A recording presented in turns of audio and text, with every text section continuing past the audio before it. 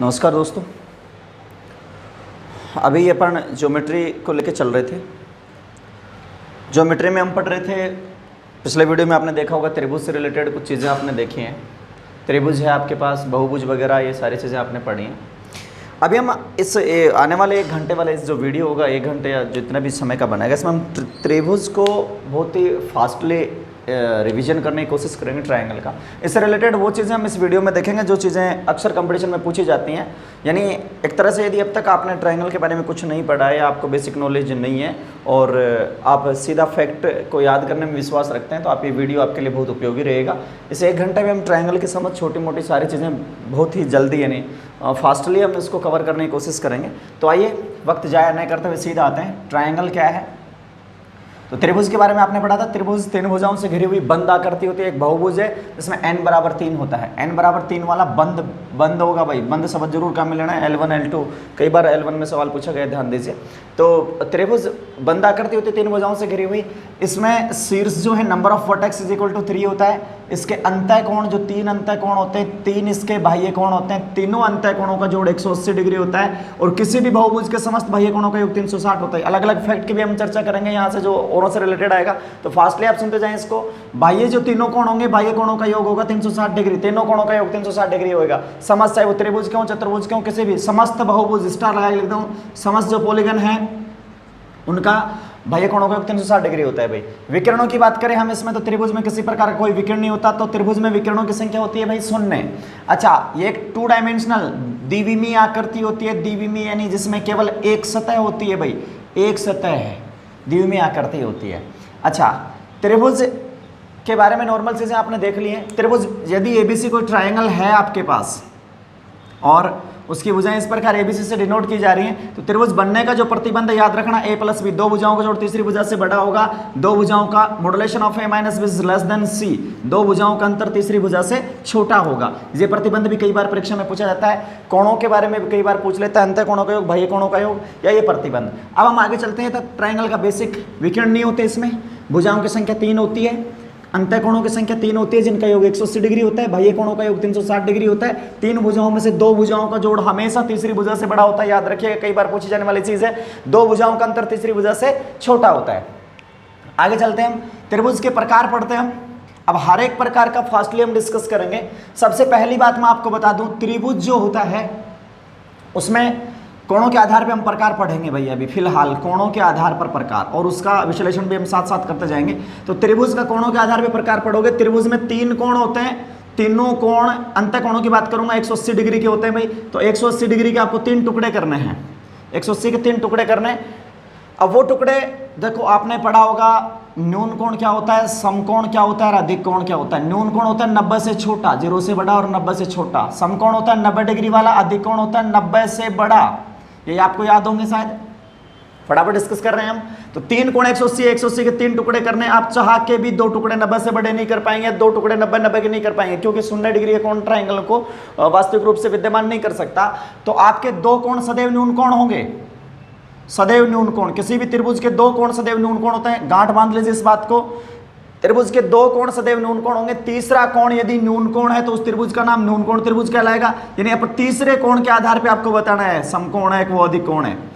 कोई त्रिभुज के 2 कोण सदैव न्यून कोण होंगे, बहुत बार पूछी गई चीज है। 2 कोण सदैव न्यून कोण होंगे। तीसरे कोण के आधार पे यदि तीसरा न्यून कोण है तो तीनों ही न्यून हो गए, तो न्यून कोण त्रिभुज कहलाएगा। 2 न्यून कोण, तीसरा समकोण तो समकोण त्रिभुज कहलाएगा। 2 न्यून कोण, 1 अधिक कोण तो अधिक कोण त्रिभुज कहलाएगा। यानी त्रिभुज के तीसरे कोण के आधार पे हम इसकी बातें करेंगे, कौन न्यून कोण होगा, कौन अधिक कोण होगा, कौन समकोण। आपको इतना याद रखना है कि त्रिभुज के 2 कोण सदैव न्यून कोण होते हैं। इसका मतलब त्रिभुज का 1 कोण तो सदैव न्यून कोण रहेगा ही रहेगा, चाहे किसी प्रकार का ट्रायंगल हो। तो देखिएगा, आगे चलते हैं हम। सबसे पहले उठाते हैं हम न्यून कोण त्रिभुज। न्यून कोण त्रिभुज, तो न्यून कोण त्रिभुज क्या होता है कि जिसके तीनों कोण, ऐसा त्रिभुज जिसके तीनों कोण 90 डिग्री से कम होंगे। तीनों 90 से कम कैसे हों? क्योंकि 2 तो 90 से कम सदैव होते हैं, 2 तो सदैव न्यून कोण हैं, 2 सदैव न्यून कोण हैं और इसका तीसरा भी न्यून कोण है, इसीलिए त्रिभुज का नाम पड़ेगा न्यून कोण त्रिभुज। तो ऐसा त्रिभुज जिसके तीनों कोण 90 डिग्री से कम हो। तो ध्यान दीजिए, तीनों 90 से कम होंगे। जैसे मान लीजिए तीनों ही 90 से कम है, ये 3 टुकड़े, हर एक टुकड़ा 90 से कम है, तो जाहिर सी बात है इन दोनों को जोड़ेंगे तो ये 90 से बड़ा होगा, क्योंकि आपको 3 जगह 180 को बांटना है। ध्यान दीजिए, इस फैक्ट को कई बार परीक्षा में पूछा गया है। 180 को 3 जगह बांटना है, 2 90 से क्या है, बड़े हैं, और तीसरा जो है वो 90 से छोटा रहना चाहिए, क्योंकि यदि ये 90 के रह गए, मान लीजिए इन दोनों का जोड़ 90 आ गया, तो ये कितने का बचेगा, 90 का, फिर तो ये न्यूनकोण हुआ ही नहीं। तो यदि ये जोड़ 90 से कम है, जैसे 89 तो 91 हो गया, ये तो न्यूनकोण रहा ही नहीं।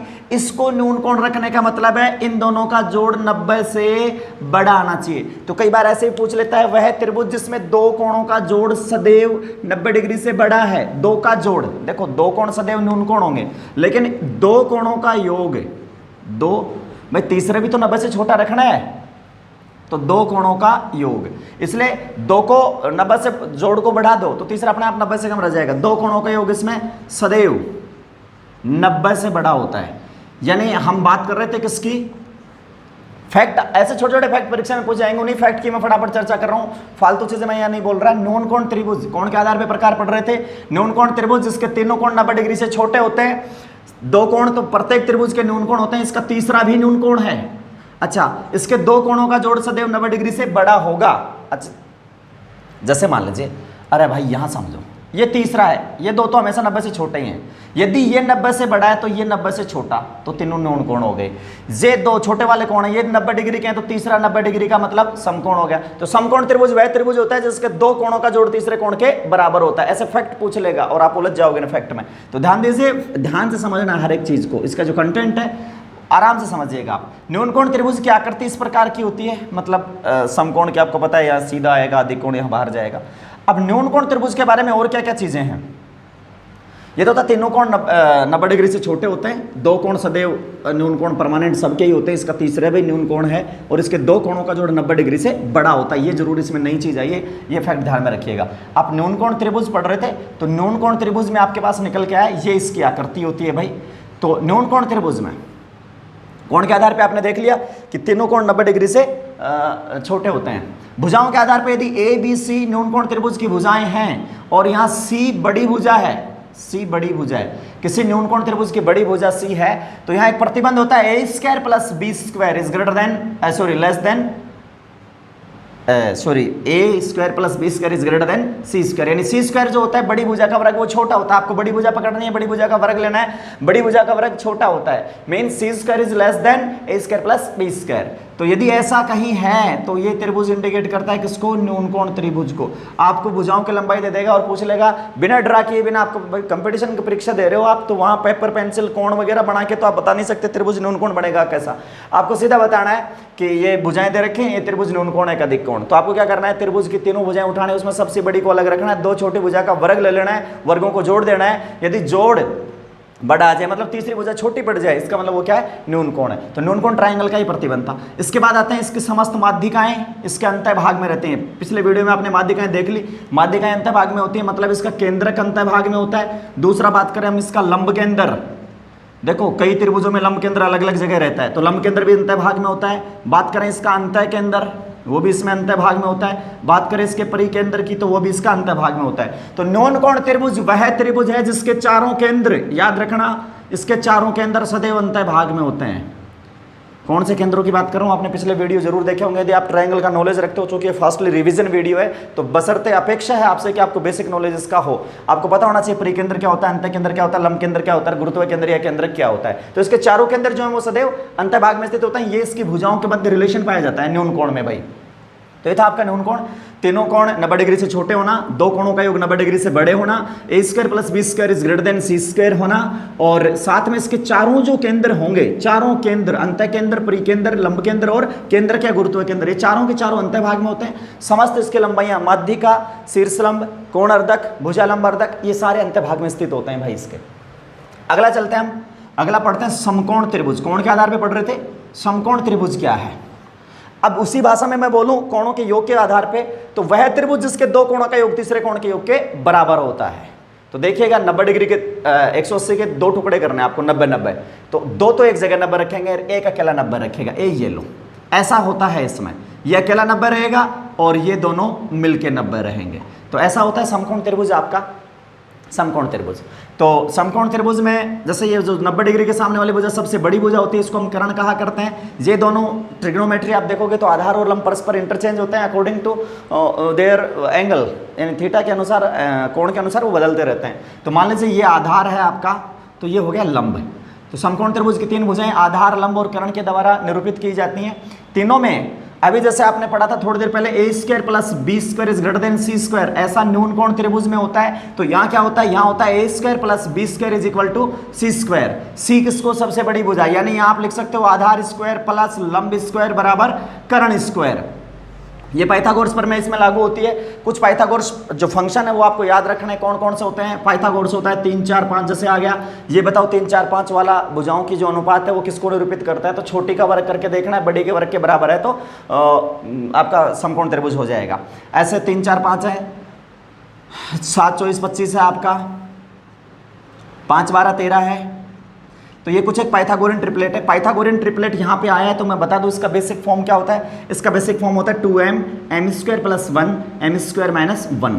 ये पाइथागोरियन ट्रिपलेट राशियां होती हैं, यानी ये भुजाएं हैं जो किसी समकोण त्रिभुज को निरूपित करते हैं। 2m m square plus 1 and n square minus 1 Pythagorean triplet होता है। इसमें दो छोटी राशियों का वर्गों का योग तीसरी राशि के वर्ग के बराबर होता है। ये डिफॉल्ट फॉर्म है पाइथागोरियन ट्रिपलेट की भाई, यानी त्रिक हिंदी में कहेंगे, पाइथागोरियन त्रिक होता है ये। और ये पाइथागोरियन त्रिक जो है वो निरूपित करता है समकोण त्रिभुज की तीनों भुजाओं को, जिसमें सबसे बड़ी भुजा कर्ण कहलाती है आपकी। तो ये तो था बेसिक।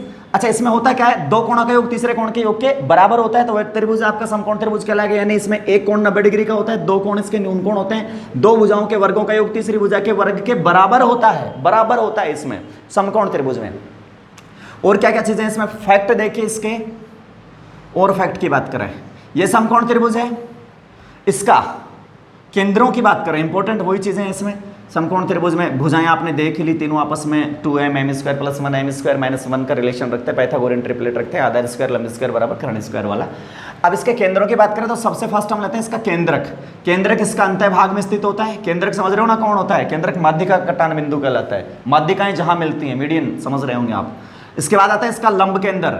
तो लंब केंद्र जो होता है वो शीर्षलंब से बनता है। दो शीर्षलंब इसमें भगवान की दया से पहले से ही बने होते हैं, केवल एक शीर्षलंब आपको शो करना होता है। ये शीर्षलंब आपको दिखता है, ये वाला, ये देखिएगा, एक ही शीर्षलंब शो करता है। इसमें दो शीर्षलंब तो भुजाओं के द्वारा छुपा लिया जाता है, यानी भुजाएं शीर्षलंब का काम करती हैं। ध्यान से रिवीजन वीडियो तो थोड़ा सा मैं फास्टली चल रहा हूँ, तो अपेक्षा है आपसे नॉलेज की कि जो मैं बोल रहा हूँ वो आप शायद समझ रहे होंगे। तो लंब केंद्र जो होता है वो इसका समकोण वाले शीर्ष पे होता है, यानी आप पढ़ रहे हैं तो ये जो सेंटर है, ये वाला, ये वर्टेक्स जो है, ये इंडिकेट करता है इसके लंब केंद्र को। किसके लंब केंद्र को, समकोण त्रिभुज हम देख रहे थे, अंतः केंद्र इसका अंदर होता है और ये इसका लंब केंद्र होता है। लंब केंद्र समझ गए होंगे आप क्या होता है। अच्छा, फिर बात आती है अंतः केंद्र की। अंतः केंद्र इसका अंतः भाग में स्थित होता है। देखिएगा, अंतः केंद्र और केंद्रक तो सभी त्रिभुजों के अंतः भाग में ही स्थित होते हैं। अब बात करते हैं, सबसे लास्ट आता है परिकेंद्र। परिकेंद्र होता है इसका कर्ण का मध्य बिंदु, कर्ण का मध्य बिंदु।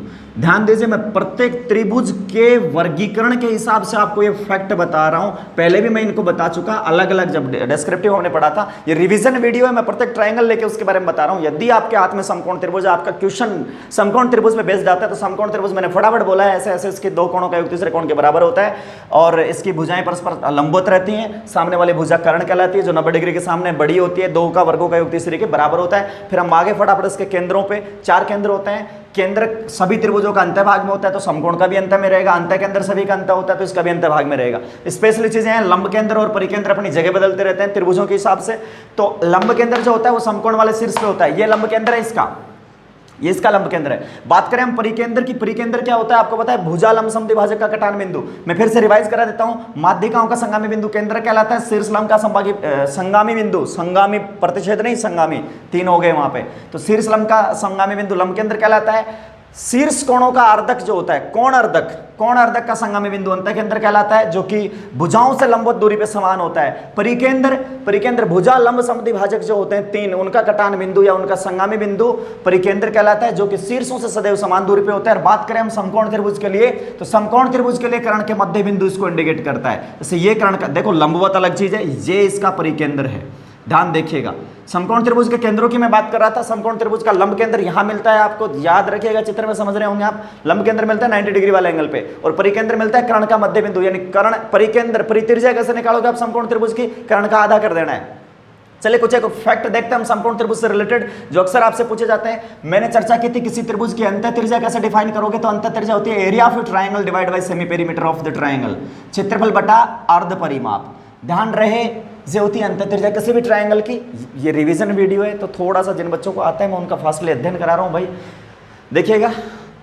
इससे फिर भी यदि आपको कोई दिक्कत हो तो प्लीज़ कमेंट बॉक्स में, तो आपका हमेशा स्वागत है, आप आइए और मुझे बताइए, कोशिश रहेगी मेरी कि मैं आपकी समस्या का समाधान कर सकूं। तो देखिएगा भाई, समकोण त्रिभुज के बारे में दो मैं बात करता शीर्ष लंब की। देखो माध्यिका जो होती है वो माध्यिका का कटान बिंदु केंद्र कहलाएगा। हम शीर्ष लंबों की बात करें तो इसमें शीर्ष लंब एक दिखाई देगा, क्योंकि दो शीर्ष लंब भुजाओं द्वारा निरूपित कर दिए जाते हैं। तो एक शीर्ष लंब होता है समकोण त्रिभुज में। शीर्ष लंब शो कितने होते हैं? एक। तो अकेला शीर्ष लंब पूछ सकता है आपसे, या पूछ सकता है समकोण वाले शीर्ष से कर्ण पर डाले गए लंब की लंबाई। तो शीर्ष लंब की लंबाई मैं आपको निकालना सिखा रहा हूं। यहाँ पे देखिएगा, कई बार अक्सर जनरल कंपटीशन में पूछे जाने वाला सवाल है, जरूरी नहीं कि रीट में पूछा जाए। ये हर एक प्रतियोगी परीक्षा के लिए उपयोगी वीडियो है भाई, जो मैं फास्टली रिवीजन कर रहा हूं। और अक्सर प्रतियोगी परीक्षाओं में खासकर आप एसएससी वगैरह की बात करें, सीजीएल वगैरह की या अन्य सीपीओ वगैरह की, तो वहां अक्सर इससे रिलेटेड सवाल पूछे जाते हैं। थ्योरेटिकल पूछे जा सकते हैं, तो थ्योरेटिकल पूरा आपके सामने लिखा है। यदि कैलकुलेशन बेस्ड क्वेश्चन आता है तो मैं इसके लिए जितने भी फॉर्मूले हैं वो मैं आपसे साझा करूंगा यहाँ पे। तो हम बात करें समकोण त्रिभुज में केवल आपको एक ही शीर्ष लंब दिखाई देता है, और शीर्ष लंब की लंबाई ज्ञात करने के लिए आपके पास फॉर्मूला है आधार गुणा लंब, आधार गुणा लंब बटा कर्ण। ये फॉर्मूला है। ये क्यों बनता है? क्योंकि ये 90 डिग्री होता है, ये दोनों त्रिभुज परस्पर समरूप होते हैं, साथ ही बड़े वाले त्रिभुज के समरूप होते हैं। समरूपता के नियमों के आधार पर ये फॉर्मूला इजाद किया गया है भाई। तो ये था शीर्ष लंब की लंबाई। हम बात करते हैं इसकी अंतः त्रिज्या कैसे निकालेंगे आप। समकोण त्रिभुज के अंतः त्रिज्या निकालने का एक सिंपल सा फॉर्मूला होता है। ध्यान दीजिए, इन फॉर्मूला को आप लिख लें फटाफट, इस वीडियो को स्लो स्पीड में करके देख लें यदि आपको समझ नहीं आ रहा है तो।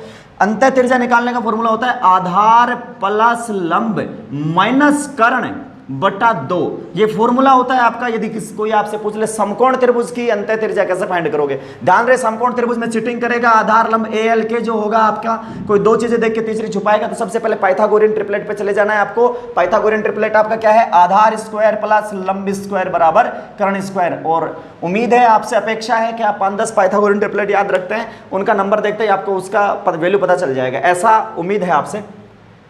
तो शीर्ष लंब की बात करें तो आधार गुणा लंब बटा कर्ण होता है। अंतः त्रिज्या की बात करें तो आधार प्लस लंब माइनस कर्ण बटा 2 होता है अंतः त्रिज्या। यदि हम बात करें इसकी परित्रिज्या की, कि समकोण त्रिभुज की परित्रिज्या क्या होती है, तो समकोण त्रिभुज की परित्रिज्या होती है कर्ण का आधा। तो ये तीन चीजें आपने देखी है, परि के अंदर से परित्रिज्या कर्ण का आधा होती है, अंतः के अंदर से अंतः त्रिज्या आधार प्लस लंब माइनस कर्ण बटा 2, और लंब के अंदर से जो आप लंब के अंदर देख रहे थे वहां से, ये था लंब के अंदर, यहां से समकोण वाले सॉरी कर्ण पर डाले गए लंब की लंबाई, यानी ऊंचाई। यदि कर्ण को बेस मानो तो इसकी ऊंचाई हो गई। आप क्षेत्रफल भी निकाल सकते हो, कैसे? Half into base into height. तो हाफ इंटू कर्ण ले लिया आपने, इंटू हाइट क्या है आपकी, ये रही हाइट, क्या आ जाएगा? आधार गुणा लंब बटा कर्ण। ये लो, ये कट गए, आधार गुणा लंब बटा 2, फॉर्मूला इजाद हो गया ना, वेरीफाई हो गया वापस। अरे देखिए भाई, 1/2 गुणा आधार गुणा ऊंचाई होता है। आधार यदि आप कर्ण को लेते हो तो इसकी हाइट क्या आएगी? हाइट ये आएगी शीर्ष लंब, कर्ण बेस ले लिया तो ये इसकी हाइट हो जाएगी। हाइट क्या है इसकी? आधार गुणा लंब बटा कर्ण। कर्ण से कर्ण कैंसिल हो गया, हाफ इंटू ए इंटू एल आ गया फॉर्मूला वही वापस। इसका मतलब ये इसकी हाइट को इंडिकेट करता है। तो ये 3-4 फॉर्मूले थे समकोण त्रिभुज से रिलेटेड, इसको आप नोट कर लें फटाफट, इन चीजों को जो मैं बताता जा रहा हूं स्लो करके देख ले, स्क्रीनशॉट ले लें बीच बीच में, कि शीर्ष लंब की लंबाई कैसे निकालते हैं। जनरल कंपटीशन के लिए काफी उपयोगी चीज है। अंतः त्रिज्या कैसे डिफाइन करते हैं समकोण त्रिभुज की, और परित्रिज्या कैसे डिफाइन करते हैं, आपको सीधा सीधा याद रखना है ये चीजें। तो हम पढ़ रहे थे समकोण त्रिभुज ट्रायंगल में कोणों के प्रकार के आधार पे आपने पहले न्यून कोण देखा था, उसमें 2 भुजाओं के वर्गों का योग तीसरी भुजा के वर्ग से ज्यादा था, इसमें 2 भुजाओं के वर्गों का योग तीसरी भुजा के वर्ग के बराबर है। ध्यान दीजिए भाई, ये वीडियो आपके लिए तभी उपयोगी होगा जब आपको बेसिक ट्रायंगल का नॉलेज है, क्योंकि एडवांस लेवल में मैं आपको बता रहा हूँ फास्टली रिवीजन के तौर पे, कि आपको बार बार बुक के पेज ना बदलने पड़े, आपको बार बार लिखना न पड़े, सीधा सीधा आप इसको देख लेंगे तो ये काम कर जाएगा। हम पढ़ रहे थे समकोण त्रिभुज, फॉर्मूले क्या क्या लिखे थे मैंने। यदि मैं ए से आधार, एल से लंब और के से कर्ण, अपनी भाषा में ये बी एच और के हाइपोटेनिस और ये परपेंडिकुलर न लगा के, बी पी एच न लगा के सीधा ए एल के लिख दो। तो समकोण त्रिभुज में क्या था? A square plus L square is equal to K square, ये होता है आपका। कभी मौका मिलेगा ट्रिग्नोमेट्री का तो हम इस पर और अच्छे से डिस्कस कर लेंगे। देखिएगा, अंतः त्रिज्या की बात कर रहा था मैं। अंतः त्रिज्या कैसे निकालते हैं? ए प्लस एल माइनस के डिवाइड बाई 2। शीर्ष लंब कैसे निकालते हैं? मैं दोबारा फॉर्मूला लिख रहा हूं, ए इंटू एल डिवाइड बाई के। ये शीर्ष लंब है, और शीर्ष लंब एक ही होता है समकोण में, आपने पिछला देखा होगा अभी जस्ट 1 मिनट पहले। और परित्रिज्या की मैं बात करूं तो परित्रिज्या होती है कर्ण बटा 2। ये 3 फॉर्मूले, तीनों फॉर्मूले आप नोट कर लीजिए एक बार, पिछली बार थोड़े साफ से नहीं लिखे थे इसलिए मैंने साफ लिख दिए यहाँ पे, देख लीजिएगा। अब और आगे चलते हैं समकोण त्रिभुज में और क्या रह गया वो चीज़ें देखते हैं यहाँ पर। शीर्षलंब की लंबाई भी हमने बता दी आपको, परित्रिज्या भी कैलकुलेट करना बता दिया, अंतःत्रिज्या भी कैलकुलेट करना आपको बता दिया। अब बात करते हैं समकोण त्रिभुज में एक विशेष समकोण त्रिभुज होता है, मैं नाम लिख रहा हूँ समद्विबाहु समकोण। ध्यान दीजिए कोई राक्षसों का नाम नहीं है, समद्विबाहु समकोण ऐसे अजानुबाहु फलाना और ये। तो समद्विबाहु समकोण क्या है देखिएगा, एक ऐसी कंडीशन क्रिएट करते हैं हम, जैसे आपने 90 डिग्री ले लिया, बिकॉज बचे हुए जो दोनों कोण हैं वो दोनों कोण बराबर कर दी जाए, मीन्स इनके भी इक्वल पार्ट्स कर दिए जाए, टुकड़े कर दिए जाए, तो ये 45-45 हो जाएगा।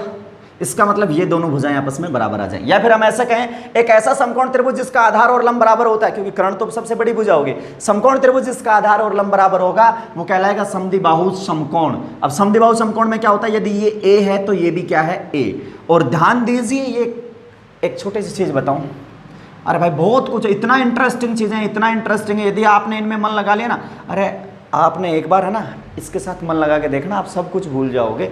इतना इंटरेस्टिंग चीज़ें हैं ये, कैलकुलेशन आपको रट्टा नहीं मारना पड़ेगा, बहुत इंटरेस्टिंग चीज़ें हैं। तो देखिएगा क्या बन गया, ये वर्ग बन गया, जे ए ये ए, तो ये क्या है √2a, और वर्ग का आधा भाग ये देख लीजिएगा आप, आधार इंटू आधार स्क्वायर प्लस लंब स्क्वायर बराबर कर्ण स्क्वायर होता है। कैलकुलेट करोगे तो इसमें आधार बराबर क्या होता है a, और लंब भी क्या होता है a, तो ये दोनों तो क्या हो गए समद्वि यानी समान दो भुजा। और कर्ण जो इसका आता है वो क्या आता है √2a, ये लो √2a, ये एक वर्ग का आधा पार्ट है, ये लो दिख रहा होगा ना आपको, देखो कितना इंटरेस्टिंग है ये। अब ये क्या बन गया समद्विबाहु, यदि वर्ग का आधा काट दिया जाए तो वो समद्विबाहु एक सममिति रेखा वर्ग में से खींच दी। सममित रेखाओं की चर्चा करेंगे बाद में कभी। सममित रेखा यानी जो दो बराबर भागों में किसी आकृति को बांटती है, तो एक वर्ग की सममित रेखा आपने खींच दी, तो ये लो ये बच गया आपके पास, ये होता है समद्विबाहु समकोण।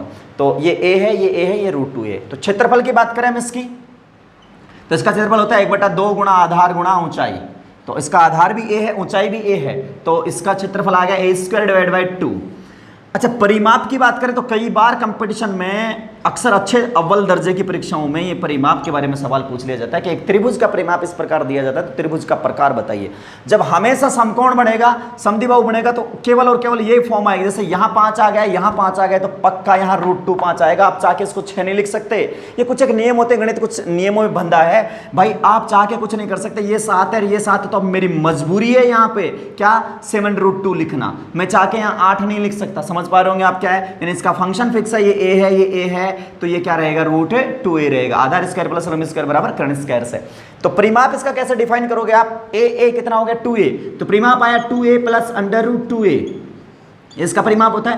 इफ √2 आप कॉमन ले लो, √2a सॉरी √2a यदि आपने कॉमन ले लिया तो यहां से बच गया √2 + 1। यदि किसी त्रिभुज का परिमाप √2 + 1 की फॉर्म में दिया जाता है, √2 + 1 की फॉर्म में दिया जाता है, इसका मतलब वो त्रिभुज कैसा है, समद्विबाहु समकोण है। याद रखिएगा ये कई बार पूछ लिया जाता है, किसी समद्विबाहु समकोण की भुजा जो है वो a है, तो उसका परिमाप या किसी त्रिभुज का परिमाप इसके द्वारा दिया जा रहा है, तो वो त्रिभुज कैसा है। तो उम्मीद रहेगी आपसे कि आप समझ जाएं कि समकोण त्रिभुज होता है। और समद्विबाहु समकोण इसके एंगल इस प्रकार होते हैं 45 45 90, यानी जिसके angles ratio between their angles 1:1:2, ये एंगल कोणों का अनुपात होता है। भाई आपसे पूछ लेता है एक त्रिभुज के कोणों का अनुपात 1:1:2 है, तो वो कौन सा त्रिभुज है आपको फट बता देना है। 2 और 1 3 और 1 4, 4 का आधा 2, 2 मतलब 90 डिग्री, या फिर 4 = 180, तो 1 = 45, 1 = 45, तो 2 = 90। 45 45 90 मतलब क्या बन गया, समकोण है। और 2 बराबर है तो कौन सा, समद्विबाहु समकोण। ध्यान दीजिए समद्विबाहु समकोण त्रिभुज की भुजाओं का जो अनुपात आएगा अभी आपने देखा 1:1:2। यदि किसी त्रिभुज की भुजाएं 1:1:2 द्वारा दी जाती है, इसका मतलब वो त्रिभुज कैसा है, समकोण। चेक करिएगा, आधार स्क्वायर प्लस लंब स्क्वायर बराबर कर्ण स्क्वायर हो रहा है, 1 का स्क्वायर कितने हो गए 2, और √2 का स्क्वायर 2, इसका मतलब a² + b² = c²। तो सेकंड आपने पढ़ा a² + b² = c², then you can say that triangle is a right angle triangle, मतलब ये एक समकोण त्रिभुज है। उम्मीद आप समद्विबाहु समकोण समझ गए होंगे। अगला देखते हैं अपन, ये था समकोण त्रिभुज, नोट कर लीजिए इन चीज़ों को आप। इसका क्षेत्रफल कैसे दिया जाता है, a और √2a क्या होता है, ये चीज़ें। अगला अपन देखते हैं अभी अधिक कोण त्रिभुज। अधिक कोण त्रिभुज, हम फास्टली त्रिभुज का रिवीजन कर रहे हैं, माध्यिक अवधि का सब साथ लेके चल रहे हैं। अधिक कोण त्रिभुज, समकोण में मैंने आपको बता दिया था माध्यिका कहाँ होती है, केंद्र कहाँ होता है, फलाना। अधिकोण त्रिभुज क्या होता है? जिसके दो कोणों का योग 90 डिग्री से कम हो। भाई अकेले को 90 से ज़्यादा, भाई 180 है, 180 के क्या करना है आपको, 180 के मतलब टुकड़े करने हैं आपको 3, उसमें एक टुकड़ा रखना है 90 से बड़ा। तो जाहिर सी बात है इसको ज़्यादा चाहिए तो इन दो को कम खाना पड़ेगा। सपोज दैट आप 180 रुपये का पिज्ज़ा लेके आए, ऐसा, इससे तो समझ आ ही जाएगा। तीन आदमी हो आप खाने वाले, एक को 90 से ज़्यादा चाहिए, 90 वाला आधे से ज़्यादा, 90 रुपये का आधा आता है, तो मेरे भाई बच गए, दोनों को 90 से कम खाने पड़ेंगे ना।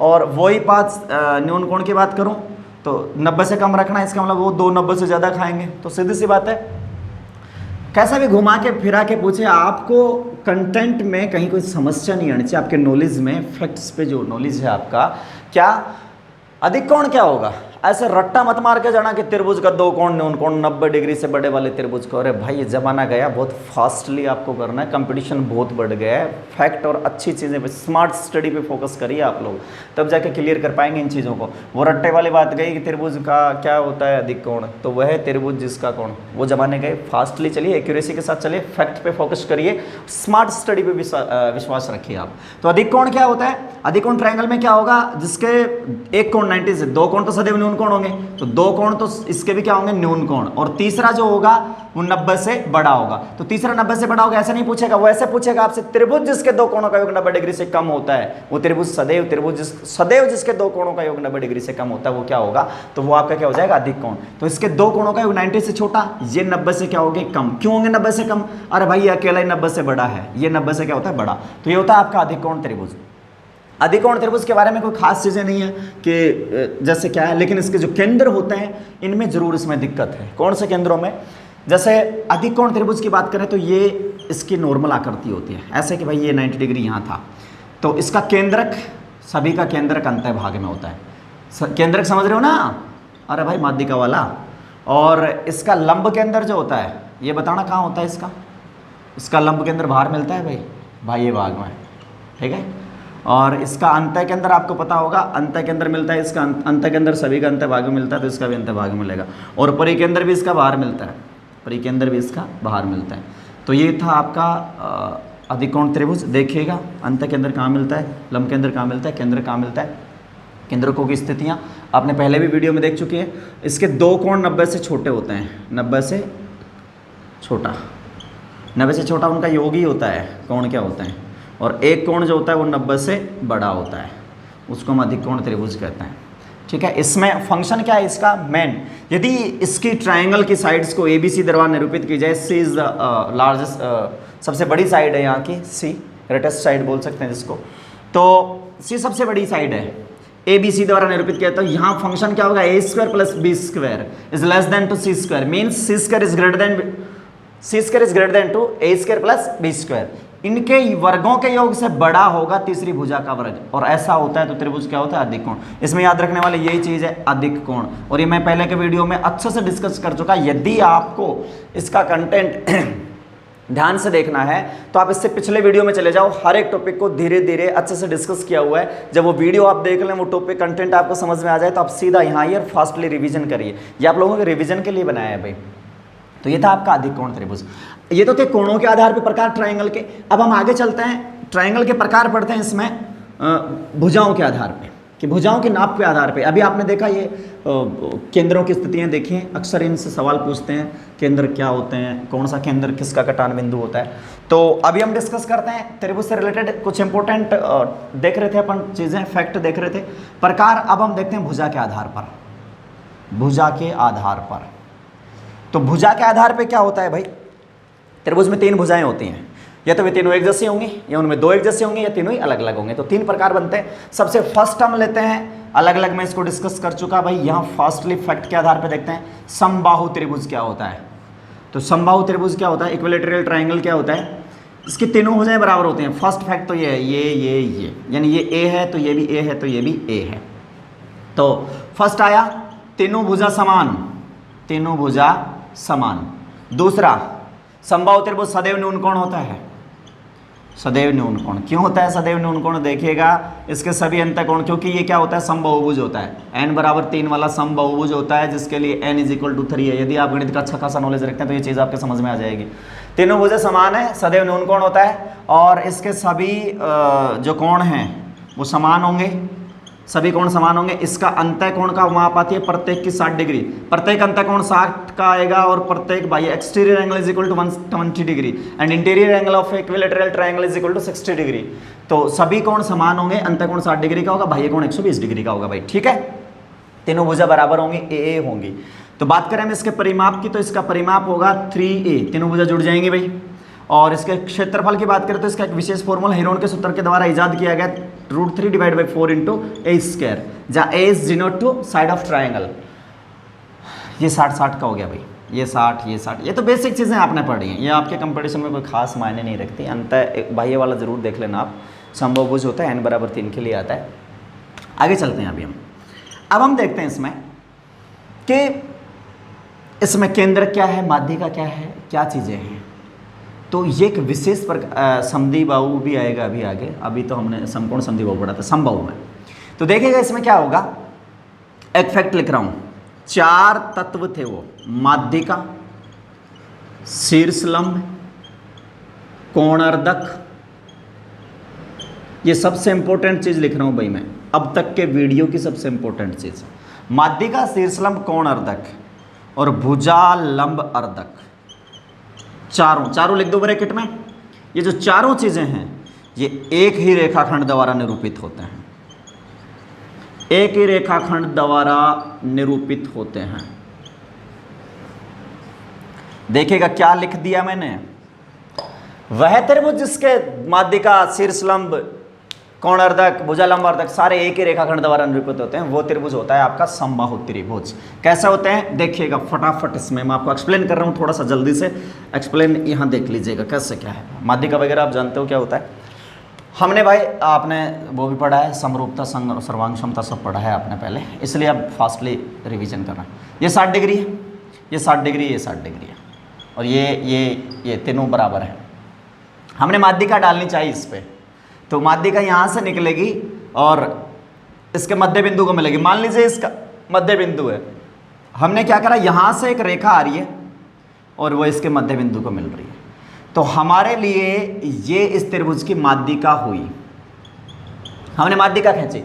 अब माध्यिका खींचते देखिएगा हुआ क्या है, माध्यिका त्रिभुज को दो समान क्षेत्रफल वाले भागों में बांटते, लेकिन वे सर्वांगसम नहीं होते। मैंने बताया था आपको जब माध्यिका पढ़ाया, लेकिन इस विशेष ट्रायंगल में देखिएगा ये माध्यिका जो है ये दोनों त्रिभुजों को सर्वांगसम भागों में बांटती है। सर्वांगसम कैसे, ये भुजा इस भुजा के बराबर, ये टुकड़ा आधा आधा बराबर हो गया भाई, अब ये इसके बराबर, ये दोनों में कॉमन आ गए, ट्रिपल एस के रूल से हो गया, या फिर आप ऐसे ऐसे कर लो, कोई से भी रूल लगा के कर लो, ये दोनों टुकड़े सर्वांगसम हैं। मतलब क्या हुआ, समबाहु त्रिभुज की माध्यिका उसको दो सर्वांगसम त्रिभुजों में विभक्त करती है। समबाहु त्रिभुज की माध्यिका उसको दो सर्वांगसम त्रिभुजों में विभक्त करती है। जो ये सर्वांगसम त्रिभुजों में व्यक्त करे, CPCT, corresponding parts of congruent triangle, इसके नियम से ये यानी ये दोनों एंगल बराबर होंगे, ये और ये बराबर होंगे, तो भैया कितने डिग्री का बनेगा, 90 का। अब सुनना, हमने खींची थी माध्यिका, हमने माध्यिका खींची थी और हो क्या गया, आपने माध्यिका डाली और यहाँ आपके पास हो गया कि माध्यिका डालते माध्यिका उसको 90 डिग्री पे मिल रही है। तो कई बार ऐसे पूछ लेगा, उस त्रिभुज का नाम बताओ जिसकी माध्यिका आधार के साथ समकोण बनाती है, तो वो किस में होता है, समबाहु में होता है। अन्य जगह भी होगा, हम ट्राई करेंगे। फिलहाल माध्यिका ने यहाँ 90 डिग्री का काम करा, तो ये हमारा शीर्षलंब भी बन गया। ये लो, ये शीर्षलंब भी हो गया, ठीक है। जो ही भाई ये सर्वांगसम है तो जाहिर सी बात है, अब पीछे क्यों हटेगा, ये दोनों कोण भी आपस में बराबर होंगे, ये दोनों कोण आपस में बराबर होंगे, ये दोनों कोण बराबर होंगे। इसका मतलब ये तो शीर्ष कोणार्धक भी हो गया, यानी यही रेखाखंड आपका कोणार्धक भी है। अच्छा, शीर्ष से ये इस भुजा को दो समान भागों में बांट रहा है, साथ ही 90 डिग्री पे कोण भी बना रहा है। इसका मतलब ये इसका भुजा लंब समद्विभाजक भी हो गया, भुजा लंब समद्विभाजक। देखिएगा भाई, तो एक रेखाखंड हमने खींचा, वही चारों चीजों का काम करने लगा, माध्यिका भी वही है, शीर्षलंब भी वही है, कोणार्धक भी वही है, यानी एक ही रेखाखंड पे चारों आ गए। मतलब आप 4 बार खींचोगे तो इसी बिंदु पद से निकलेंगे, ये चारों समपाती होते हैं, निरूपित होते हैं। इसका मतलब हम यूं कह सकते हैं, अलग अलग आप खींचोगे, गणित में पेपर सेटर कैसे भी घुमा के पूछ लेगा, आपको ये शब्द का अर्थ भी आना चाहिए। संपाति समझते हो ना आप, चारों संपाति होते हैं। संपाति का मतलब उसी लाइन से जिधर से माध्यिका गई उसी के ऊपर खींच दो, उसी के ऊपर, ये लो, ये संपाति हो गए। 4 बार खींच दिया लाइन, जाएगी उधर से ही। तो या तो ऐसे कह सकते हो एक ही रेखाखंड द्वारा निरूपित होते हैं, या फिर यूं कह सकते हैं आप चारों संपाति होते हैं। अच्छा, ऐसे में इसका दूसरा खींचे और तीसरा खींचे तो जाहिर सी बात है इसमें 3 ही रेखाखंड निकलेंगे और सबको 4 3 12 हो गए, सबका काम हो जाएगा इसी से। फिर ये इसका सेंटर आया, अब ये इसका सेंटर आ गया तो और बड़ी महाभारत हो गई। ये 2 है और ये 1 है। मैं फटाफट समझाने की कोशिश कर रहा हूँ, रिवीजन को थोड़ा सा स्लो कर दिया मैंने, क्योंकि ये फैक्ट निकल के आएंगे जो अक्सर परीक्षा में पूछे जाते हैं। तो ये 2 और 1 ये क्यों? क्योंकि ये माध्यिका थी, माध्यिका ये केंद्रक था, ये केंद्रक था, ये केंद्रक भी था, तो ये अंतः केंद्र भी था, तो ये लंब केंद्र भी है, तो ये परिकेंद्र भी है। अब देखिएगा भाई, चारों केंद्र एक ही बिंदु द्वारा निरूपित होते हैं। सबसे इंपॉर्टेंट बात, इसके चारों केंद्र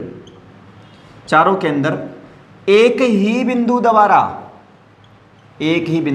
निरूपित होते हैं। ये और भी इंपॉर्टेंट, देखो कितने मजे की बात है, कितना अच्छा है ना ये, कि इसके चारों केंद्र एक ही बिंदु द्वारा निरूपित होते हैं। देखिएगा, चारों माध्यिका, शीर्षलंब, कोणार्धक वगैरह एक ही रेखाखंड से यानी संपाति होते हैं और चारों केंद्र एक ही बिंदु द्वारा निरूपित होते हैं।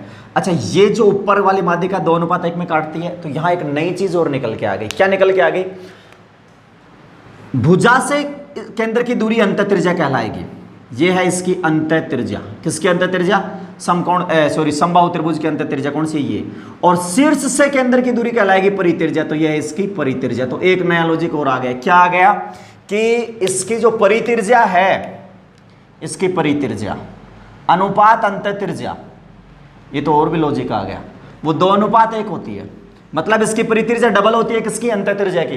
तो जाहिर सी बात है यहाँ सर्कल बनेंगे, अंतःवर्त और परिवर्त। 2 सर्कल हमेशा समरूप होते हैं, ध्यान दीजिए, मैं फैक्ट पे जाइए आप। 2 वर्त हमेशा समरूप होते हैं और समरूप करते हैं, इस प्रकार बिहेव करते हैं कि उनकी लंबाई या उनकी त्रिज्याओं का अनुपात यदि x और y से डिनोट किया जाता है तो उनके एरिया का जो अनुपात होगा वो उसका वर्ग होगा। तो जाहिर सी बात है परिवर्त का क्षेत्रफल, इस बोर्ड पे आपको बहुत सारी चीजें लिखी मिल रही हैं जो बार बार परीक्षा में आती हैं। अंतःवर्त का क्षेत्रफल, ये अंतःवर्त परिवर्त की बात कर रहे हैं हम, किससे? समबाहु त्रिभुज के। तो समबाहु के अंतःवर्त का क्षेत्रफल परिवर्त के क्षेत्रफल में क्या रिलेशन होता है? परिवर्त का क्षेत्रफल 4 गुना होता है, यानी बाहर से सर्कल बनाओगे वो 4 गुना होगा अंदर वाले सर्कल का। फटाफट मैं रिवाइज करता हूँ। समबाहु त्रिभुज पढ़ रहे थे आप, जिसकी तीनों भुजाएं बराबर हो उसको समबाहु कहते हैं। इसकी माध्यिका, कोणार्धक वगैरह चारों एक ही रेखाखंड द्वारा निरूपित करते हैं, तो चारों केंद्र भी एक ही बिंदु द्वारा निरूपित करते हैं। तो ये ऊपर वाले 2:1 में माध्यिका ने काटा तो ऊपर वाला हो गया परित्रिज्या, नीचे वाला हो गया अंतः त्रिज्या। तो किसी समबाहु त्रिभुज की परित्रिज्या और अंतः त्रिज्या के बीच रिलेशन होता है 2:1 का, 2:1 का। तो जाहिर सी बात है 2 वर्त आप बनाओगे, परिवर्त और अंतःवर्त में रिलेशन हो जाएगा 4:1, बिकॉज इसका स्क्वायर हो जाएगा, एक्स और वाई स्क्वायर से जो डिनोट करोगे आप स्क्वायर हो जाएगा। तो ये छोटी सी बात थी। और इसके बाद और जो फैक्ट है, इसकी लंबाई भी हम ज्ञात कर सकते हैं। ये देख लीजिएगा, नोट कर लीजिएगा भाई, आप इस चीज़ को अच्छे से नोट कर लीजिएगा, यहाँ से कई बार सवाल पूछा जाता है। वह त्रिभुज जिसके माध्यिका और शीर्षलंब एक ही रेखा द्वारा निरूपित होते हैं, या ये चारों एक ही रेखा द्वारा निरूपित होते हैं, या एक ही केंद्र, सारे केंद्र एक ही बिंदु पे स्थित होते हैं, तो वो त्रिभुज है आपका समबाहु। समबाहु का मतलब है जिसकी भुजाएं समान हों। और अब हम आगे चलते हैं, इसकी लंबाई ज्ञात करना देखते हैं अपन। देखिएगा, तो समबाहु त्रिभुज के बारे में आपने देखा, ये फैक्ट जरूर लिख लेना आप, पीछे करके वीडियो को स्क्रीनशॉट ले लेना, इसका कॉपी में नोट कर लेना, सुन लेना, धीरे धीरे सुन के लिख लेना, जैसे भी आपको सहूलियत हो उस तरीके से। आगे चलते हैं अपन। ये पढ़ रहे थे हम, ए है 60 डिग्री अंदर है, 120 डिग्री बाहर है, सारे एक ही रेखा पे बनते हैं। और ये इसकी माध्यिका भी यही है, शीर्षलंब भी यही है, सारा यही है। 2:1 में ये काटता है, क्योंकि माध्यिका केंद्रक जो है माध्यिका को 2:1 में बांटता है। इस प्रकार की चीज़ें आपने देखी। अब बात करते हैं इसके लंबाई के। 90 डिग्री यहाँ करता है, ये a/2 होता है, ये a होता है। तो a क्या हो गया? कर्ण। अब एक छोटा सा समकोण त्रिभुज बन गया, इसके आधार पर आप माध्यिका की लंबाई निकाल सकते हो। तो क्या हो जाएगा? कर्ण स्क्वायर माइनस आधार स्क्वायर। तो कर्ण स्क्वायर क्या है आपका? a square minus Aadhaar square क्या है? a/2 का स्क्वायर और इसका रूट। ये क्या हो गया? माध्यिका की लंबाई। आप कैलकुलेट करोगे, यहाँ 4 आएगा, 4 square minus a square, 3 square हो जाएगा, 3 स्क्वायर डिवाइड बाई 4 होगा, 3 स्क्वायर डिवाइड बाई 4 होगा, तो a और 4 का तो हो जाएगा, 3 रह जाएगा। मीन्स क्या पढ़ोगे आप? यदि इसकी भुजा a है, किसकी भुजा a है? समबाहु त्रिभुज की भुजा a है, तो इसकी माध्यिका या इसकी ऊंचाई, ऊंचाई किसको कहते हैं भाई, शीर्ष लंब को, या इसका कोण अर्धक, या इसका भुजा लंब अर्धक, ये सारे निरूपित किए जाएंगे √3/2 गुणा भुजा द्वारा, √3/2 गुणा भुजा द्वारा। ध्यान से देखिए क्या रिलेशन आया। मैं एक छोटी सी बात लिख रहा हूं, भुजा अनुपात ऊंचाई लिख देता हूं। किसी समकोण समबाहु त्रिभुज की भुजा अनुपात ऊंचाई में क्या रिलेशन होता है, यदि उसकी भुजा 2 है तो उसकी ऊंचाई √3 होगी। ये निकल गए यहां से। किसी समबाहु त्रिभुज, सॉरी, समबाहु त्रिभुज की भुजा 2 है तो उसकी ऊंचाई √3 होगी। या फिर फॉर्मूला लगा लीजिए आप, यहां से कैलकुलेट हमने इस तरीके से करा है, किसी समबाहु त्रिभुज की माध्यिका निकालना है, उसकी ऊंचाई निकालने का सूत्र होता है √3/2 गुणा भुजा।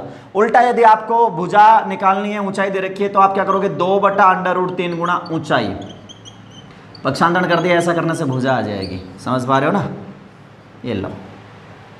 तो इस प्रकार था इसका ऊंचाई और भुजा ज्ञात करना। आपने हर प्रकार के त्रिभुज के लिए मैं फास्ट फैक्ट बता दूं, अभी आपने पढ़ा है भुजाओं के वर्गों का योग और माध्यिकाओं के वर्गों का योग में रिलेशन होता है 4:3 का। भुजाओं के वर्गों का योग 4 को इंडिकेट करता है, तो माध्यिकाओं के वर्गों का योग 3 को इंडिकेट करता है। साथ ही एक रोचक बात और बता दूं मैं आपको, किसी भी यहाँ ट्रायंगल के लिए कि समबाहु त्रिभुज का क्षेत्रफल आपको दे दिया और उसके माध्यिकाओं से बनने, माध्यिकाएं उठाई, माध्यिकाओं की लंबाई जितनी भुजा ली और एक अलग से ट्रायंगल आपने बनाया, तो उसके एरिया में क्या रिलेशन होता है, तो यही रिलेशन उसके एरिया में होता है। किसी समबाहु त्रिभुज का क्षेत्रफल यदि 4 इकाई को निरूपित करता है, तो उसके माध्यिकाओं द्वारा बनने वाले त्रिभुज का क्षेत्रफल 3 इकाई को निरूपित करेगा। यानी भुजाओं के वर्गों का योग और माध्यिकाओं के वर्गों के योग अलग अलग की बात आपने पहले वीडियो में देख लीजिए, मैं सिर्फ फैक्ट याद दिला रहा हूँ, 4:3 होता है भाई।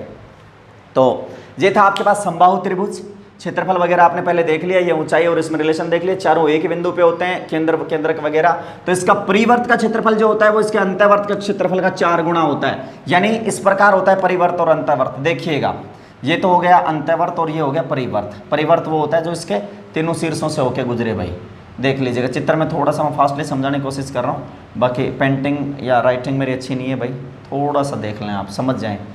एक वर्त बाहर से जाएगा, एक वर्त अंदर से जाएगा। अंदर वाला वर्त 1 इकाई को इंडिकेट करेगा, तो बाहर वाला 4 इकाई को इंडिकेट करेगा। बस ये फर्क होता है। कई बार ये पूछ लेता है आपसे, ये वाला ऐसा है, ये क्या है, तो ये कितना है, ये आप देख पा रहे होंगे, ये 4 था, ये 1 है, तो ये कितना बच गया, 3। सर्कल जो बीच वाला रह गया, वलय का क्षेत्रफल। तो ये था आपका त्रिभुजों के भुजाओं के आधार पर प्रकार में सबसे पहला हमने देखा समबाहु त्रिभुज। क्या होता है समबाहु त्रिभुज, आप समझ गए होंगे शायद, इसकी भुजाएं वगैरह कैसे कोण बनाते हैं, कैसे माध्यिकाएं एक ही रेखा द्वारा इंडिकेट होती हैं। अगला पढ़ते हैं अपन समद्विबाहु। समद्विबाहु, समद्विबाहु के बारे में क्या है, समद्विबाहु वह होता है जिसकी 2 भुजाएं बराबर होती हैं।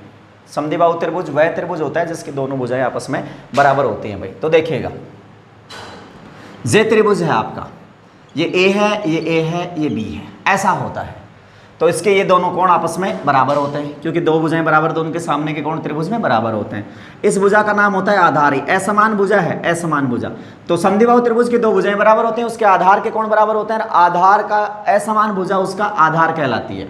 ठीक है, ये था आपका समद्विबाहु त्रिभुज, नॉर्मल सी चीज़ है। अब इसमें भी क्या होता है, समद्विबाहु त्रिभुज का एक फैक्ट समझिएगा आप। क्या होता है समद्विबाहु त्रिभुज में, जैसे इधर से आपने रेखा खींची, ये लो, तो ये दोनों बराबर थे, तो ये दोनों कोण बराबर थे, तो ये माध्यिका आपने बनाई, तो यही क्या बन गई आपकी शीर्ष लंब, यही क्या बन गया कोण अर्धक, यही क्या बन गया भुजा लंब अर्धक। लेकिन ध्यान रहे सिर्फ इसी शीर्ष से निकलेगा तो ही बनेगा, यदि इस शीर्ष से, उसकी तीनों होती हैं, तीनों माध्यिकाएं इस बराबर होती हैं। ध्यान दीजिए, समबाहु त्रिभुज की बात करें हम, तीनों माध्यिकाएं समान होती हैं, तीनों एक ही लंबाई की होती हैं भाई। इसमें तीनों अलग अलग लंबाई की होती है, तीनों सेम लंबाई की नहीं होती, ध्यान दीजिएगा। तो इसमें ये अकेली जो इस वाले शीर्ष से निकलने वाली माध्यिका वगैरह है, वो तो सारी सेम रहेंगी, एक ही रेखाखंड द्वारा निरूपित होगी। लेकिन यहां से माध्यिका अलग जाएगी, शीर्ष लंब अलग जाएगा, कोण अर्धक अलग जाएगा, यहां से अलग जाएंगे, यहां से अलग जाएंगे, और यहां से क्या आएगा, सेम। तो एक शीर्ष से निकलने वाला रेखाखंड माध्यिका भी होता है, शीर्ष लंब भी होता है, लेकिन 2 शीर्षों से निकलने वाले अलग अलग होते हैं। तो ध्यान दीजिएगा, इसमें क्या फंक्शन होता है, केंद्र की क्या बात है इसमें आपको केंद्र ऐसे नजर आएंगे, ऐसा समझ रहे हो, ऐसे कैसे, मतलब समद्विबाहु में 2 भुजा बराबर और तीसरी भुजा समान, उसको आधार है। इसमें फैक्ट सबसे इंपॉर्टेंट जो कंपटीशन में पूछा जाने वाला फैक्ट है L2 वगैरह के लिए, अपर एग्जाम के लिए, वो याद रखें। इसके चारों केंद्रों की बात है ना, चारों धाम बता रहा हूँ मैं आपको, त्रिभुज के चारों धाम, केंद्रक, लंब केंद्र, अंतः केंद्र, परिकेंद्र। तो जिसके चारों जो धाम है त्रिभुज के, वो एक ही सीध में होते हैं, एक ही रेखा पर स्थित होता है। और कौन सी रेखा पर है ये पता है? रेखा इस वाली रेखा पे जो समान कोणों वाले शीर्ष यानी समान भुजाओं वाले शीर्ष से निकलती है, यहाँ से। तो ये क्या होता है? संरेखीय होता है। संरेखीय का मतलब समझते हो आप? एक ही रेखा पर स्थित। तो वह त्रिभुज कौन सा है जिसके चारों केंद्र एक ही बिंदु पर स्थित होते हैं? तब तो आपका आंसर रहेगा समबाहु। जीके की तरह सवाल आएंगे फैक्ट से रिलेटेड। वह त्रिभुज कौन सा है जिसके चारों केंद्र आपस में संरेखीय होते हैं? तो संरेखीय केंद्र किसमें होता है? समद्विबाहु में। तो ये होता है आपका समद्विबाहु त्रिभुज। इसका एरिया आप डिफाइन करेंगे, एरिया परिमाप जो इसका होगा twice of a plus b हो जाएगा आपका। नॉर्मल सी चीजें, हीरोन के सूत्र के द्वारा आप इसका एरिया कर लेंगे। बाकी कोई खास चीज नहीं है इसमें, बस दो भुजा बराबर है तो दो कोण बराबर है। तीसरा कोण आप 180 में से इनके योग को कैलकुलेट करके निकाल सकते हैं। बाकी ये सबसे फैक्ट था, इसके चारों केंद्र ये होते हैं। केंद्रों की स्थिति निरूपित करता है कि वो समद्विबाहु समकोण है, समद्विबाहु विषम कोण है, न्यून कोण है या अधिक कोण है, उसके आधार पे। और अगला आता है आपका विषम बाहु, जिसका कोई लेना देना ही नहीं है। ठीक है, थर्ड देखिए आप, विषम बाहु। विषम बाहु क्या है?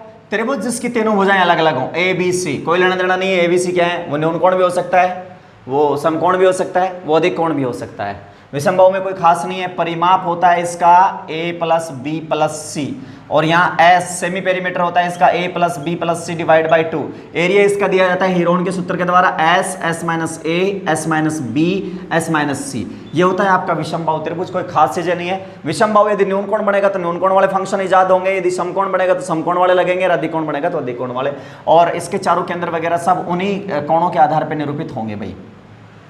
आशा करता हूं ये प्रकार आप समझ गए। अभी तक तो हमने पढ़े त्रिभुज के प्रकार, इसके केंद्र कहाँ कहाँ देख लीजिएगा, इसको नोट कर लीजिएगा आप। अब आगे चलते हैं और इससे जुड़ी महत्वपूर्ण फैक्ट पढ़ते हैं अपन। सार में आपको बता रहा था फटाफट। सार में फटाफट देखिए, माध्यिका शीर्ष से मध्य बिंदु को मिलाती है। माध्यिका का फटाफट 1 मिनट लेऊंगा। माध्यिका कीवर्ड याद करिए 2:1, समद्विभाजित। समद्विभाजित एक माध्यिका दो भागों में बांटती है, 6 भाग समझ गए। 1/6 इसका एरिया, 4:3। कीवर्ड समझ गए होंगे, मैं फटाफट समझ देता हूँ। माध्यिका होती क्या है? माध्यिकाएं तीन होती हैं। शीर्ष से सामने वाली भुजा के मध्य बिंदु को मिलाने वाला रेखाखंड माध्यिका होती है। जरूरी नहीं कि माध्यिका लंब हो, जरूरी नहीं कि लंब हो, लंब नहीं होती है ये 2011 के टेट के पेपर में पूछा गया सवाल है कि माध्यिका लंब होती है क्या? नहीं, माध्यिका लंब नहीं होती। हाँ, समबाहु त्रिभुज में माध्यिका लंब होती है, सदैव नहीं होती। तो माध्यिका एक दूसरी माध्यिका को 2:1 में बांटती है। माध्यिका अकेली माध्यिका एक त्रिभुज को 2 समद्वि बराबर भागों में बांटती है, लेकिन वो सर्वांग सम नहीं होते, ध्यान दीजिए। यदि तीनों माध्यिका खींच दी जाए तो तीनों माध्यिकाओं का कटान बिंदु केंद्रक कहलाता है, और केंद्रक त्रिभुज को 6 समान क्षेत्रफल वालों में बांटता है, लेकिन वे सर्वांग सम नहीं होते। पुनः याद रखिएगा, हर एक भाग का क्षेत्रफल मूल त्रिभुज का 1/6 छठवां हिस्सा होता है। छठवें हिस्से को आप 16 से 2/3% भी लिख सकते हो। अर्थमेटिक की बात आ गई। भुजाओं के वर्गों का योग और माध्यिकाओं के वर्गों के योग में जो रिलेशन होता है वो होता है 4:3। ये थी माध्यिका। ध्यान दीजिए, पिछले बड़े वीडियो में माध्यिका खूब आज शानदार तरीके से बताई गई। आपको यदि इत्मीनान से माध्यिका पढ़नी है तो प्लीज़ आप पीछे जाइए, पिछला वीडियो देखिए और पूरी माध्यिका ध्यान से पढ़िए। फिर बात करते हैं हम शीर्षलंब की। शीर्षलंब का कटान बिंदु लंब केंद्र कहलाता है, जो कि अलग अलग क्षेत्र त्रिभुजों के प्रकार के हिसाब से मैंने बताया कि अलग अलग जगह होता है। ठीक है, शीर्षलंब पे बनने वाला कोण 180 माइनस x डिग्री होता है। यदि शीर्ष कोण x डिग्री है तो 180 यानी समपूरक होता है, इतना याद रखना है आपको। ये त्रिभुज की ऊंचाई भी कहलाता है। अलग अलग त्रिभुजों में अलग अलग जगह इसका लंब केंद्र पाया जाता है। फिर आता है कोण अर्धक। कोण अर्धकों का कटान बिंदु आपका कहलाता है अंतः केंद्र। कोण अर्धकों का कटान बिंदु अंतः केंद्र कहलाता है। अंतः केंद्र पे बनने वाला कोण 90 प्लस θ/2 होता है, याद रखिएगा। और अंतः कोण सदैव भुजाओं से समान दूरी पे होता है। और इसके बाद आता है भुजा लंब अर्धक। ये पिछले वीडियो में ध्यान से समझाएगा, मैं रिवाइज करा रहा हूँ। भुजा लंब अर्धक का होता है परिकेंद्र। परिकेंद्र पे बनने वाला कोण होता है 2x यानी थीटा, 2 शीर्ष कोण का डबल होता है, और ये शीर्षों से सदैव समान दूरी पे होता है। तो ये थे इसके 4 छोटे छोटे भाग, जो कि पिछले वीडियो में आपको आसानी से, मैं सिर्फ रिवीजन के लिए वीडियो बना रहा हूँ कि जिनकी परीक्षा नज़दीक है या फिर जिनको धीरे धीरे पढ़ने में जिनको आनंद नहीं आता, जिनको फास्ट चाहिए होता है, उन लोगों के लिए मैं वीडियो बना रहा हूँ। जिनको मैथ्स बैकग्राउंड से हैं या जिनको मैथ्स का नॉलेज है, जिन्होंने पढ़ा हुआ है पहले, उनके लिए उपयोगी है भाई। आपको पन्ने नहीं बदलने पड़ेंगे, फटाफट रिवाइज हो जाएगा, याद आ जाएगा सारी चीज़ें।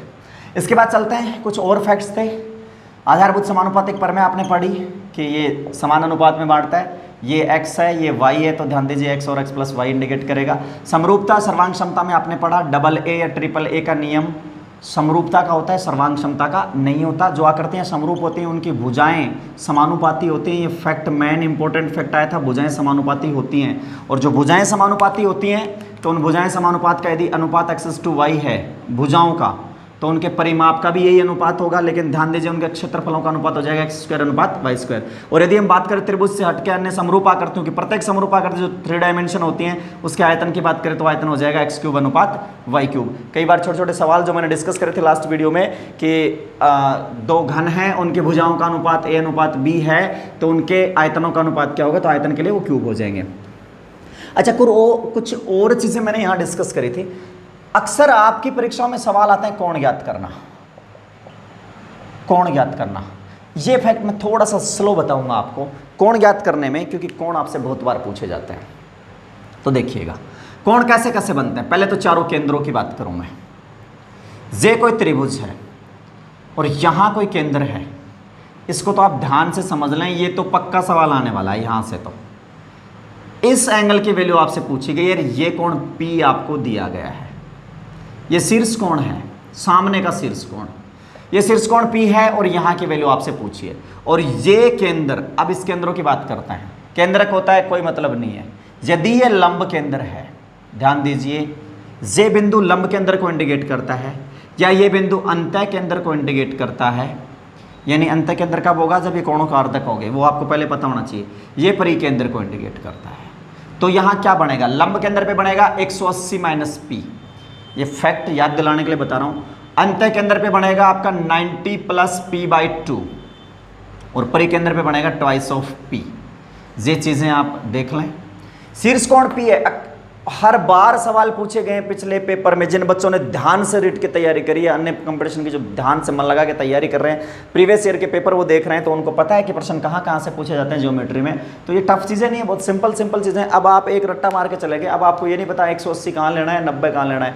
अरे भाई, जब लंब केंद्र होता है ना तो संपूरक होता है, अंतः केंद्र होता है तो 90 प्लस θ/2 होता है। परिकेंद्र में वर्त बनता है बाहर से, तो केंद्र पे बनने वाला कोण परिधि पे बनने वाले कोण का डबल होता है, इसलिए वो दुगना हो जाता है। ठीक है, तो ये था इसका कोण जो पहले पढ़ चुके हम। और नए चीज़ें हम देखेंगे इसमें, और नई नई चीज़ें, कोण कैसे कैसे आपसे पूछे जाते हैं ट्राइंगल से रिलेटेड।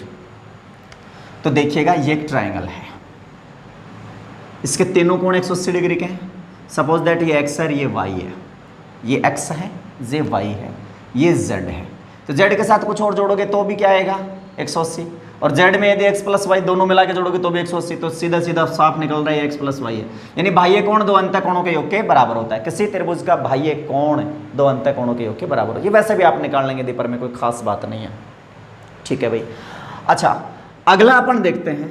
अभी आपने पढ़ा जे ट्राइंगल था, ये इस कोण का अर्धक इस कोण का अर्धक अंतः के अंदर बना लिया था। यहाँ पे अंतः के अंदर बना लिया था, तो यदि ये थीटा था तो यहाँ 90 प्लस θ/2 ये अंदर। इस फैक्ट को ध्यान से समझिए। यदि इनकी भुजाओं को आगे बढ़ाया जाता है, ध्यान से देखिए, और यहाँ से भाई ये कोण बनाया जाता है और बाह्य कोणों का अर्धक ले लिया जाता है। बहुत पेपर सेटर भाई बड़ा दिमाग लगाता है। ये अर्धक है इसके, यानी ये वाला कोण ये वाला इस वाले कोण के बराबर है, और ये देखिएगा ये कोण इस कोण के बराबर है। अब पूछेगा ये इसमें क्या रिलेशन है। सपोज दैट ये P है, ये P है, ये P, तो यहाँ क्या बनेगा, यहाँ आपका बनेगा 9, देखो अंदर बनता है 90 प्लस θ/2, बाहर बनेगा 90 माइनस θ/2। बिकॉज ये लो, मैं एक साथ पिक्चर क्लियर कर देता हूँ। ये लो, आमने सामने 180 बनना है, 90 प्लस θ/2। इन दोनों को जोड़ोगे ना, इन दोनों को, तो θ/2 गया आपका 90 90 180 का होगा। तो ये तो उस वीडियो में सॉरी उस चित्र में मैंने बता रखा आपको। तो यदि किसी भी त्रिभुज के दो बाह्य कोणों का अर्धक ले लिया जाए, तो जो तीसरा कोण बच गया उसका आधा समकोण में से घटाने पे इस कोण का मान प्राप्त किया जा सकता है। एक फैक्ट आपका हो गया ये, एक फैक्ट आपका हो गया ये। कोण याद करने की बात कर रहा हूं भाई मैं। एक फैक्ट और देखिए, आप इन चित्रों को ध्यान से समझिएगा। ये लो, ये और भी नई चीज है। ये पूरा कोण x डिग्री है, ये पूरा कोण y डिग्री है, ये पूरा कोण z डिग्री है। अब करना क्या है मेरे को, ये x है, इसका अर्धक लेना है ऐसा, तो इसका अर्धक ऐसे जाएगा और आगे तक ले जाना है ऐसा, ले गया भाई।